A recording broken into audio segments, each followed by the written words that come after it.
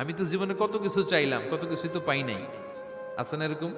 অনেকে অনেক পেরেশান, আফসোস করে, হুজুর চাইলাম আল্লাহ দিল না। 4টা মাইয়া, এবার কাবা ধইরা চাই আইছি পোলার কথা, এটাও হইছে মাইয়া। আছে না নাই? 5টা ছেলে হইছে, মেয়ের জন্য বুকটা হাহাকার। হজে যে আরাফাতের ময়দানে চেয়ে আসলাম, এইবারও হইছে আর একটা পোলা। আছে না নাই? কত কিছু চাইলাম, পাইলাম না হুজুর, দিল না আল্লাহ। বলে না আপনার সব দোয়া কবুল, তবে কবুল হওয়ার 3টা সিস্টেম আছে। কয়টা? চান্দোলার ভাইয়েরা মনে থাকবে? কয়টা? আপনি যত দোয়া করছেন সব কবুল, কারণ আল্লাহর কাছে কিছু চাইলে আল্লাহ ফিরায় দিতে জানে না। আল্লাহ জানেই না কেমনে ফিরায় দিতে হয়। সুবহানাল্লাহ কোন?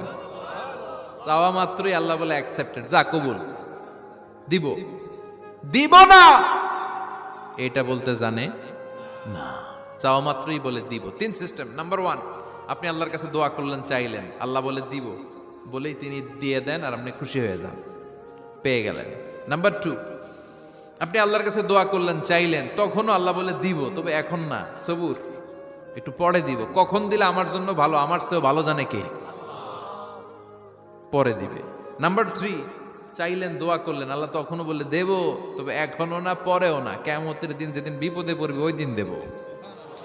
যেদিন তোর বাবা তোরে চিনবে না, তোর মা তোরে চিনবে না, বন্ধু বন্ধুরে চিনবে না, পীর সাহেব মুরিদরে চিনবে না, মুরিদ পীর সাহেবরে চিনবে না, ইমাম সাহেব মুসল্লিরে চিনবে না, মুসল্লি ইমাম সাহেবরে চিনবে না, কেউ কাউরে চিনবে না। ওই কঠিন দিনে তোরে আমি বাঁচাইয়া দেব।